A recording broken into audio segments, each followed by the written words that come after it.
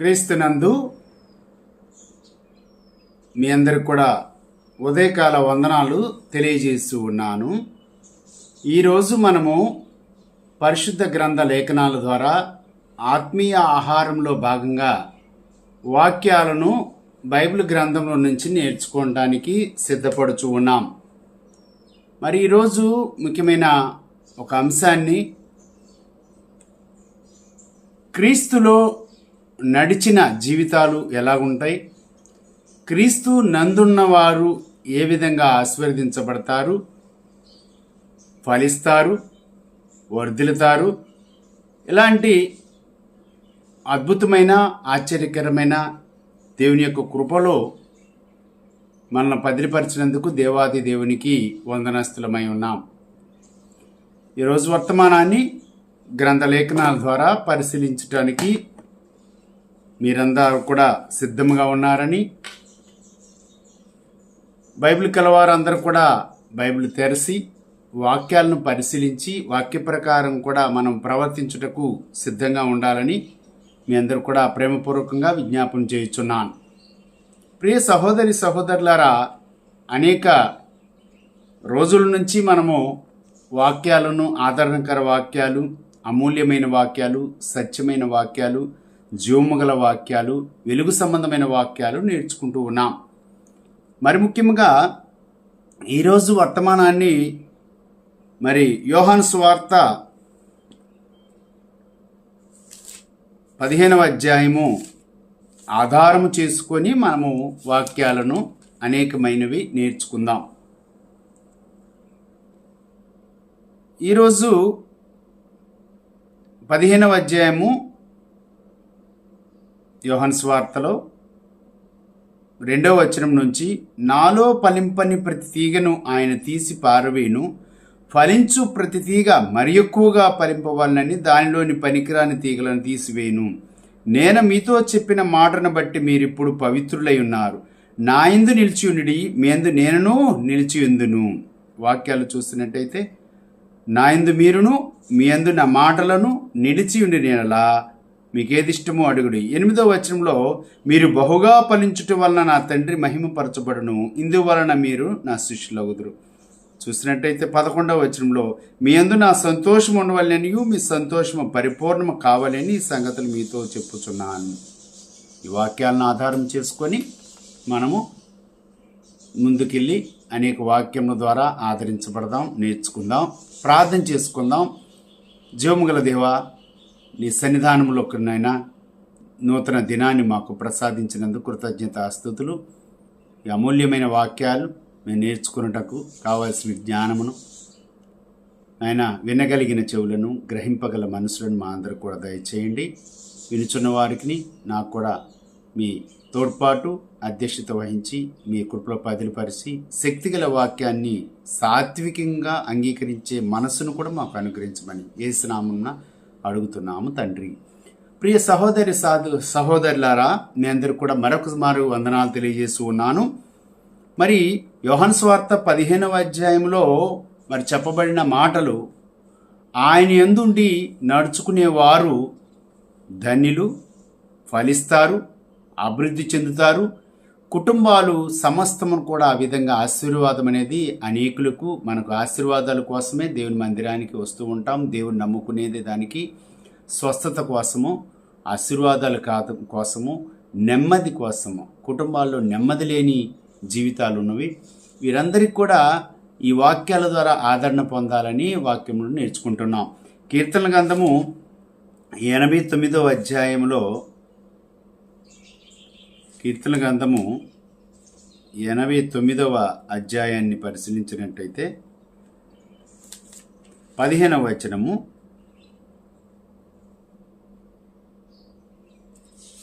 89వ అధ్యాయము 15వ వచనాన్ని పరిశీలించి అందరూ కూడా మీరు తెరవండి బైబిల్ను. కృపాసత్యములు నీ సన్నిధానవర్తులు, శృంగధ్రునులు ఎరుగు ప్రజలు ధన్యులు. యెహోవా నీ ముఖకాంతిని చూసి వారు నడుచుకొనుచున్నారు. ఎవరి ముఖకాంతిని చూసి నడుచుకుంటున్నారంట? యెహోవా దేవుని యొక్క ముఖకాంతిని చూసి శృంగధ్వనులు నెరుగు ప్రజలు ధన్యులు.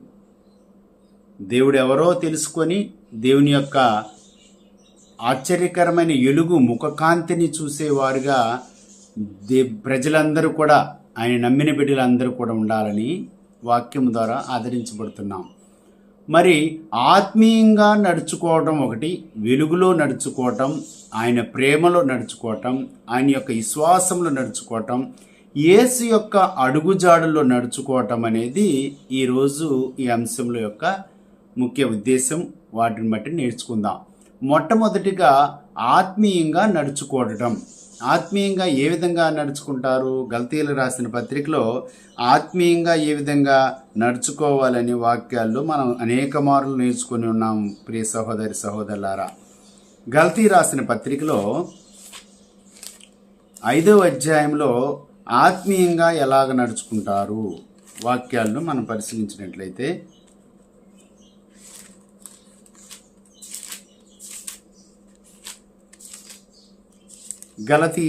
అపోస్తలుడైన పౌలు గారు గలతీయులు రాసిన పత్రిక 5వ అధ్యాయము, ఆత్మీయంగా నడుచుకోవడం. నేను చెప్పున్నది ఏమనగా, ఆత్మానుసారముగా నడుచుకుని అప్పుడు మీరు శరీరేచ్ఛలను నెరవేర్చరు.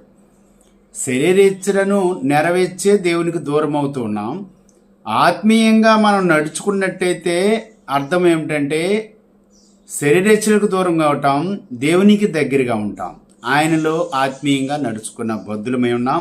శరీరము ఆత్మనకును, ఆత్మ శరీరమునకు విరోధముగా అపేక్షించును. ఒకటి వ్యతిరేకం ఇవి. కానీ ఈ వ్యతిరేకము అయినప్పుడు శరీర కార్యములు స్పష్టమైనవి అంటాడు కింద వచనాల్లో. ఈ శరీరాశలను మనము విసర్జించాలంటే, తీసివేసుకోవాలంటే ఆత్మానుసారంగా నడుచుకున్న బద్ధులమై ఉన్నాం. ద్వితీయోపదేశ కాండము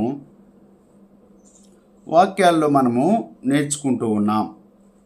దేవుని యొక్క వాక్యాలు, అమూల్యమైన వాక్యాలు మనం నేర్చుకుంటూ ఉన్నాం. ద్వితీయోపదేశ కాండము 5వ అధ్యాయము 33వ వచనాన్ని చదువుదాం. కాబట్టి మీరు కుడికే గాని ఎడమకే గాని తిరుగక మీ దేవుడైన యెహోవా ఆజ్ఞాపించినట్లు చేయుటకు జాగ్రత్త పడవలెను. మీరు స్వాధీనపరుచుకుని పోవు దేశంలో మీరు జీవించుచు మేలు కలిగి దీర్ఘాయుష్మంతులైనట్లు మీ దేవుడైన యెహోవా మీకు ఆజ్ఞాపించిన మార్గములు అన్నిటిలో నడుచుకున్నవాడిను. ఆయన చెప్పిన మార్గాలు ఎలా నడవాలి, ఈ ఆజ్ఞలకు ఎలాగ విధేయులవ్వాలి. ద్వితీయోపదేశకాండం 28వ అధ్యాయంలో కూడా 1 నుంచి 15 వచనాలు చదువుకుంటే ఆశీర్వాదాలే. ఆయనతో నడిచిన, ఆత్మీయంగా నడిస్తే ఎల్లప్పుడూ కూడా ఆయన మార్గంలో నడిచే వారందరూ కూడా ధన్యులు, ఆశీర్వదించబడతారు అంటారు. మరి ఆత్మీయంగా నడుచుకోవడం అనేది నేర్చుకున్నాం. వెలుగులో నడుచుకోవడం. ఎఫెసీ పత్రిక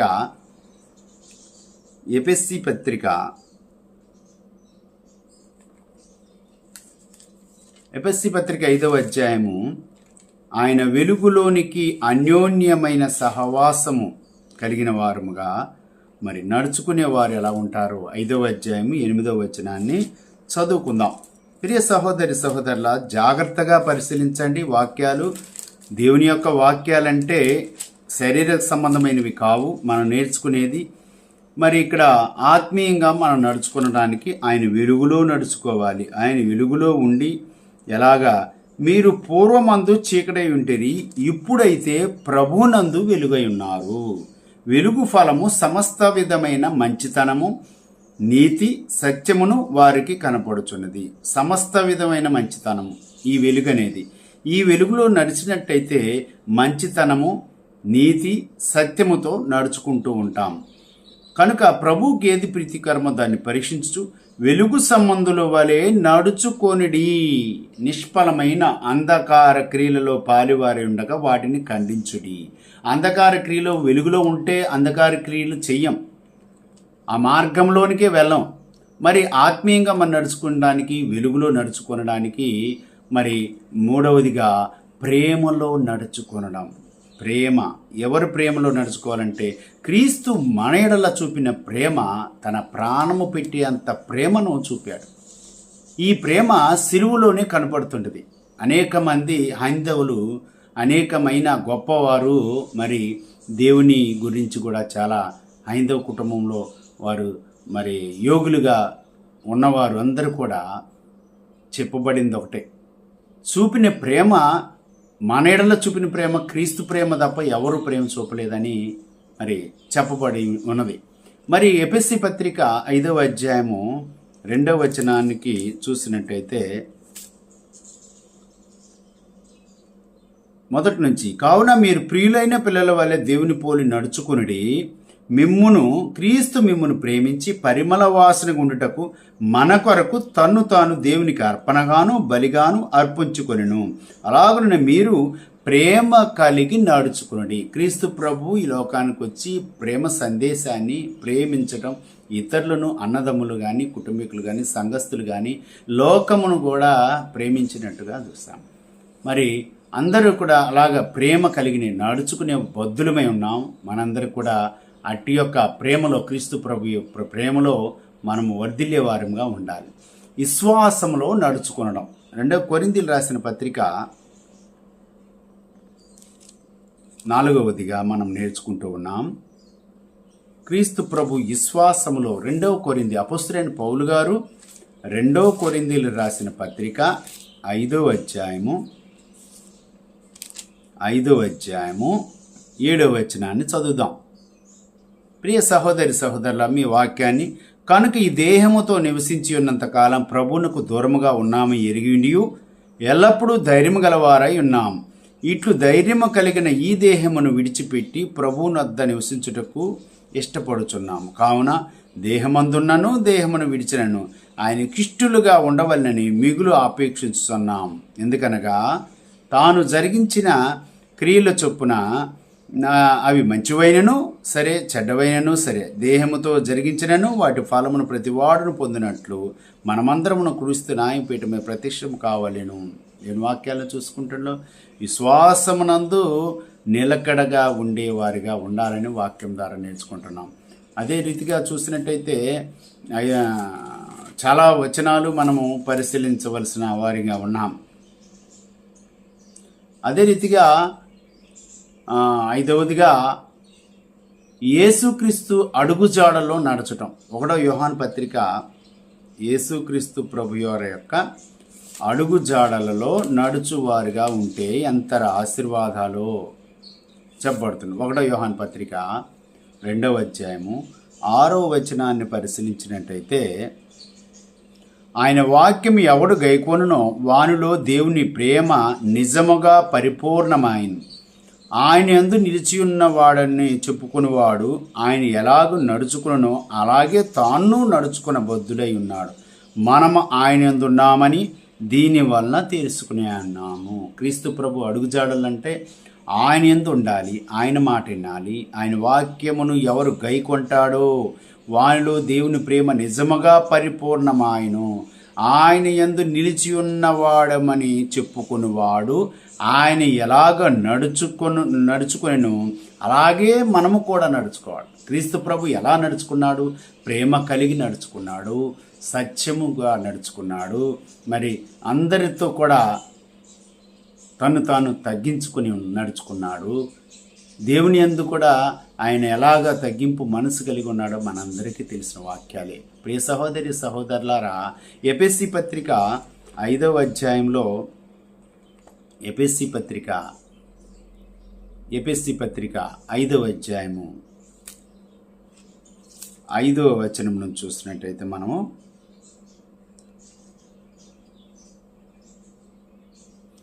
5వ అధ్యాయము 15వ వచనం నుంచి 15-16 వచనాలు చదువుకున్నాం. దినములు చెడ్డవి కనుక మీరు సమయమును పోనీక సద్వినియోగం చేసుకునొచ్చు, అజ్ఞానుల వలె కాక జ్ఞానుల వలె నడుచుకున్నట్లు. అజ్ఞానులుగా నడుచుకుంటే దేవుని మార్గంలో కానీ దేవుని ప్రేమ వాళ్ళు నిలిచి ఉండదు. దేవుని మార్గంలో మనం నడుచుకున్నట్టు కాదు, అజ్ఞానులు కాదు. ఎలా నడుచుకోవాలంట? జ్ఞానులుగా నడుచుకున్నట్టు, సమయమును పోనీక సద్వినియోగం చేసుకున్నట్టు. దేవుని యందు నడుచుకునేవారు సమయము పోనీయొద్దు. క్రీస్తు కొరకై, క్రీస్తు ప్రభువులో మనము నడుచుకుని ఆత్మీయంగా నడుచుకోవాలంటే సమయమును పోనీక సద్వినియోగం చేసుకుంటా జ్ఞానుల వలె కాక జ్ఞానులు నడుచుకున్నట్లు జాగ్రత్తగా చూసుకొని ఇందు నిమిత్తము మీరు అవివేకులు కాక ప్రభు యొక్క చిత్తం మీద గ్రహించుకునండి. దేవుని యొక్క చిత్తం ఏది? దేవుడు ఏం చెప్పాడు? ఆయన ఆజ్ఞలకు మనం ఇదేడుగా ఉండేవారంగా మరి ఉండి నడుచుకోవాల్సిన వారంగా ఉన్నాం. హెస్కేల్ గ్రంథము పరిశీలించినట్లయితే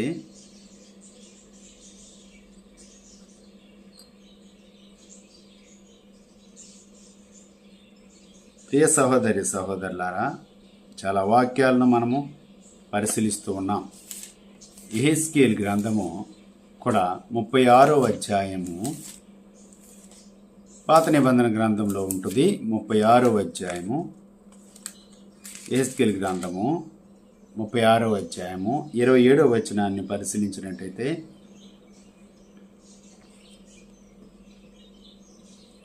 27వ వచనాన్ని మనం చదువుకుందాం. నా ఆత్మను మీ అందుంచి నా కట్టడలను అనుసరించిన వారిని, నా విధులను గైకొనిన వారిని మిమ్మును చేసేదను. నేను మీ పితరులకు ఇచ్చిన దేశంలో మీరు నివసించెదరు. మీరు నా జనులై ఉందురు. నేను మీ దేవుడినై ఉందును. ఆయన మన జనులు. ఆయన మీ పితరులు ఏ విధంగా మరి దేవునికి ఇష్టడిగా, దేవునికి యొక్క మరి లోబడి నడుచుకున్నారో మనమందరం కూడా అలాగ నడుచుకోవడానికి నా ప్రజలై ఉంటారు. నా కట్టలను అనుసరించి నా విధులను గైకొనే వారును మిమ్మల్ని ఆస్తికర్తలుగా చేస్తానని వాగ్దానం ఇచ్చాడు. దేవుడు వాగ్దానం ఇచ్చిన దేవుడు నమ్మదగిన వాడు. కాబట్టి మనమందరం కూడా అటు యొక్క వాక్యములకు విధేయులై మరి మీకా గ్రంథంలో ఇవన్నీ వాక్యాలు నేర్చుకున్నాం. మీకా గ్రంథంలో అమూల్యమైన వాక్యము మనకు ఇవ్వబడి ఉన్నది. మీకా గ్రంథము ప్రియ సహోదరి సహోదరులారా 6వ అధ్యాయము 8వ వచనాన్ని పరిశీలించినట్లయితే 6వ అధ్యాయము మీకా గ్రంథము చివరిగా ఈ వాక్యాలు నిన్న మనమందరము ఏం చేయాలి? మనుషుడా, ఏది ఉత్తమమో? క్రీస్తు ప్రభువులో ఉండి నడుచుకోవడం ఉత్తమమా కాదా?